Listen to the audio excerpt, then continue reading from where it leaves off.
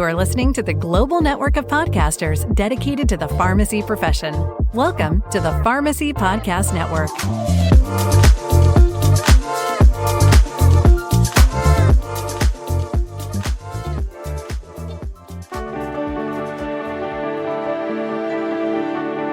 You're listening to the NASP Specialty Pharmacy Podcast, a collaboration between the National Association of Specialty Pharmacy and the Pharmacy Podcast Network. Each episode dives deep into trends, challenges, innovations, and patient-centric practices shaping the future of this dynamic and rapidly evolving industry. Whether you're a pharmacist or healthcare provider, patient advocate, or industry leader, you'll hear expert insights, real-world evidence, and thought-provoking discussion that highlights all that makes specialty pharmacy special. In support of NASP's mission to empower specialty pharmacy stakeholders to advance the standard of patient care, NASP supports a free market healthcare system in which all specialty pharmacies compete on the same fair and level playing field, because that is in the best interest of the patients we collectively serve.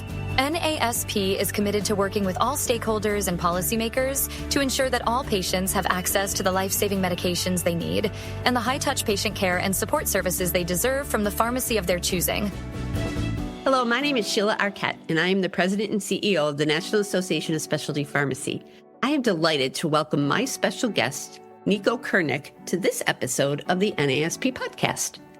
Nico leads growth and operations at Develop Health. A theoretical physicist by training, he moved from the UK to the US for his MBA at Harvard Business School, where he graduated as a Baker Scholar. He has spent the last few years in healthcare building AI workflows that span pharmacy providers, manufacturers, PBMs, and patients. He lives in Seattle with his wife and 3 kids, with a 4th on the way. Nico, you're a busy guy. Thanks so much for joining us today. Sheila, thank you for having me. I'm very excited to chat and to be part of your network. So tell me a little bit about the history of Develop Health. How did you get it all started? So Develop Health was started about 3 years ago. Initially, the founders, Mel and Ben, were kind of researching what pain points were the most acute for providers. And the problem that they just kept on being pointed back to was what you do once you have a script and how you actually get the medication that you prescribe to patients. And so they really set to solve that. And at first, they kind of built on existing tools and existing workflows that existed, that were in the market. And then they just decided to rip it all out and build our own workflows. So since then, we've served over 3 million patients, automating their prior authorizations, helping understand benefit coverage and eligibility, and generally just trying to reduce the friction and the lack of transparency that exists in the world that we live in between prescribers and what they might prescribe for a patient and how that patient can actually pick it up in pharmacy. That's awesome. So I think I shared with you before, I was pharmacy director for a health plan for about 14 years. And prior authorization was definitely something that we heard an awful lot about. And even, how the prior authorization requirements could be different with the same insurance company, right? Or the same managed care provider. Just it was dependent upon the line of business and how, crazy that used to make the office staff, which you can totally understand because we were just one insurer. Totally. Yeah. There's such variety and it's really hard to keep on top of all of it, especially when you think about, a traditional provider office or pharmacy and the fact that they're seeing so many different patients on so many different plans with so many different medications. We handle thousands of different medications a day across hundreds of different plans, and their requirements are constantly changing. So you need to have a way to be sure about what is going to be covered for a patient, and then to make sure that if that patient should be eligible, that you get the right information in the right place to get them the authorization that they deserve. And so the way I think about it is that, there is a certain set of rules that exists, and that I think is a design of the US healthcare system, which is going to hang around for a while. Prior authorizations aren't going anywhere. But there's 2 key elements that I think we can really improve. One is the friction that's caused by those rules. Mm-hmm. So, there's no magic reason why it should take 20 minutes to fill in a form. There's no magic reason why sometimes you need to put a form in through a portal or send a fax or even call a PBM, right? That's just kind of unnecessary friction to check if a patient should be authorized or not. So one piece is friction, and the other piece is that transparency and the lack of transparency. It's just hard for someone, even if they're extremely motivated, to figure out what the requirements are and to really truly understand whether they're going to be covered or not. And so those 2 points are really where we're trying to help within the ecosystem to improve the process, reduce the friction, reduce the unnecessary workload that gets created for providers, for pharmacists, and increase the transparency so that more often we are getting the right medications into the hands of the patients that need them the most. Right. And I think people will debate this. And I mean, I think prior authorization has a role, right? And if there could be more communication between the physicians or the providers and I guess the insurance companies so that they understand why they're doing. I would find if I would call a provider and explain, well, this is why we're asking this. This is, you know, this is the reason for this. This is where it fits in the standard of care or the clinical guidelines. And they were so much more agreeable, as would anybody, right? If we collaborate, that's one thing. If you tell me what I'm going to do and you aren't the doctor, I'm not going to be happy with you, right? Totally. Or even worse, Sheila, if you tell me what's going to happen without any collaboration and you tell me 2 weeks later and you do it in a very encrypted way that's very hard for me to decipher and that changes all the time, like, you know, there's just layers and layers of complexity that aren't necessary, even if we can agree that, you know, some kind of prior authorization process is required in some place. Right.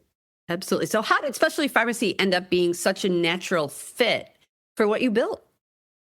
Yeah, well, we started off by serving digital health providers. So one of our biggest customers, for example, is Roe. And we really built a very high performing product with very good latency, very good performance, very good explainability, very good transparency, etc. Because ultimately the patients that go to digital health are very demanding.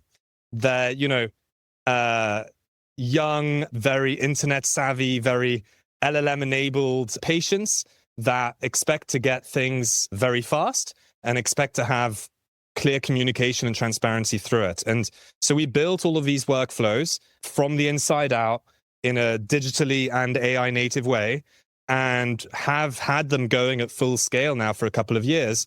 And we started to look around and saying, like, okay, so we can either deploy this to more and more providers, which we started doing to a certain extent, right? So we're in providers that are, you know, small specialty clinics all the way up to large health systems. And we also see it as a massive pain point here when pharmacies are getting blocked by the same issues. Specialty pharmacies are kind of renowned for having a really tough spot in between providers, PBMs, and manufacturers, right? They want to keep providers, they want to make providers' lives as easy as possible. They want to, you know, help serve them. They want to give patients the best experience possible. And they also need to convince manufacturers that they are good stewards of their brand, good stewards of their medication. And we just found that that was matching up really well with what our product was delivering in terms of higher submission rates, higher approval rates, and lower turnaround times. And so we started speaking to a few specialty pharmacies, started integrating into our first couple of pharmacy management systems, and have been really pleased with the interest and the demand that we've seen from SPs around the country. So when you talk to specialty pharmacy teams right now, what's the feedback that you're hearing? I think number one is that they lack visibility into the process, right? I think the biggest relief that we hear is like, oh, there is a way that I can stay in the loop here. Because up until now, it's been a bit of a black box. A specialty pharmacy will receive a script, and if they need to go and do a prior auth, they send it out, and they don't hear about it. They don't know if the prescriber's receiving that notification. They don't know if they're providing clinical info. They don't know if it's been filled to the, you know, highest level of quality, etc. And in a lot of places, those SPs are trying to help the providers with a lot of manual work, and trying to, you know, help them through collaborative practice agreements or prior authorization agreements to take some of the workload off the provider's shoulders. And so what we're seeing is, you know, some pharmacies aren't yet helping providers, and they have a bit of a realization of like, oh, wow, there's a way that I can do this really well. and, be a differentiated partner for the providers that are prescribing to my pharmacy. And for the ones that are already having some of these relationships with providers, they could be local providers, they could be providers that are using those pharmacies for mail order. They're saying like, well, actually, I can do this and I can do it in a much more cost-effective way. I can get AI to actually find the right form, AI to reach out to the providers. I can get all of the answers automatically filled. I can have AI figure out if there are any gaps in the clinical info that we have to make sure that we don't wait for a PBM to respond. And so I think, our product just naturally solves a lot of the kind of head scratches that SPs have had for many years when they've been thinking about how can I possibly help my providers as much as possible with these authorizations. What do you think surprises them the most once they're using your workflow?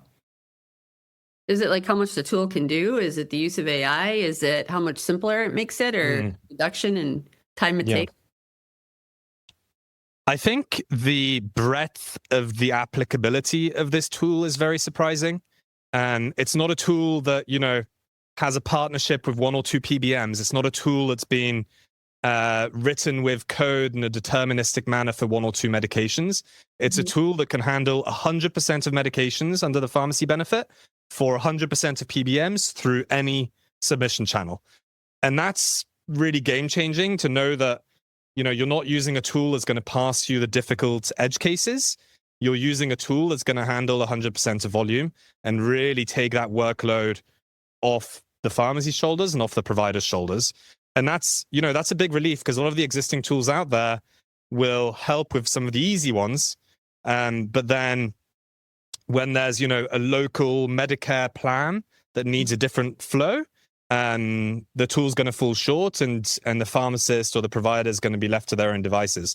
And so the fact that you can actually get AI to be sufficiently broadly applicable to help with all of those cases is a huge relief. So we've already mentioned, right, that most folks complain, and specialty pharmacy is no different, that prior authorization just has to be painful, right? It is painful. It has to be painful. When you look at a pharmacy's PA process today, where do you actually see the scripts are falling through the cracks, and how much of that can be recovered? Oh, I think there's a lot. I've met providers and I've met pharmacies that tell me that those providers will not categorically submit a PA. They will not lift a finger to do it. And so I think there are some providers for whom, pharmacies lose entire scripts because there's just no way to communicate with them and get them to collaborate on a PA. That's the most extreme example. And we see that really in submission rate uplift. So we're lifting up submission rates by 10 to 20% versus baseline.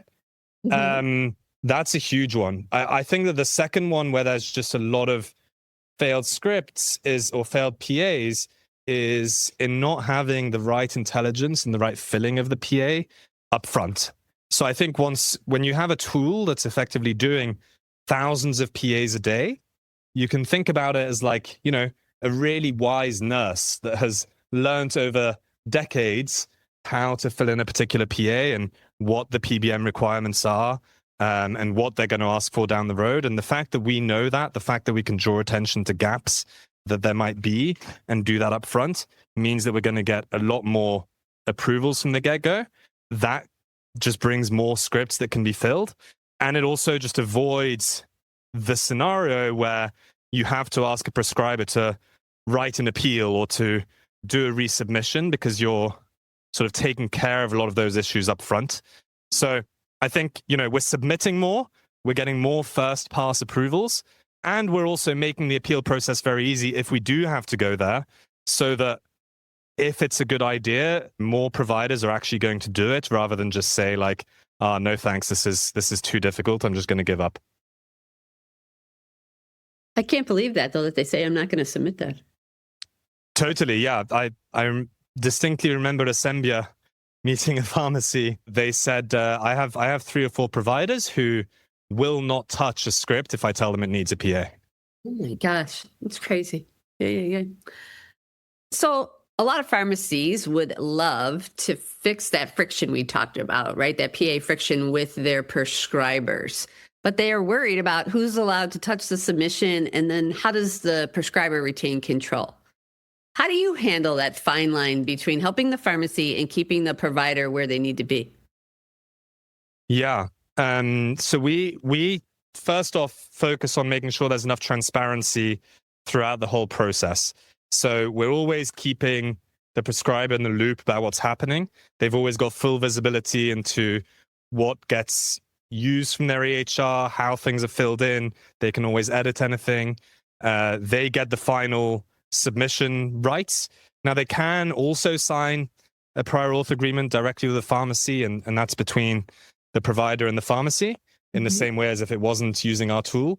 To allow the pharmacy to touch, to edit, to submit, that's up to them. But I think what we're doing is that whoever, in that relationship, whoever's comfortable taking which step of the process, we're enabling that, and we're letting the other party have full visibility and see exactly what's going on there. I think transparency, right, seems to be the solution to every problem, or at least part of it.